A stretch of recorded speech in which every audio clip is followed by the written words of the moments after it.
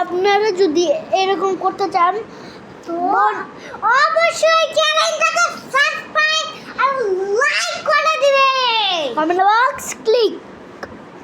আর এটা আপনারা গালে লাগাইলে আমরা অবশ্যই বোন তুই একটা নে, আমাকেও দে। কোন এই নে ভাই, এটার সাথে তো ব্লু কালার মিক্স। পিঙ্গস্কোপ। তো আমরাও দেখেন কত সফটি আর কিউটি পার্লার থেকে নিয়ে এসেছি।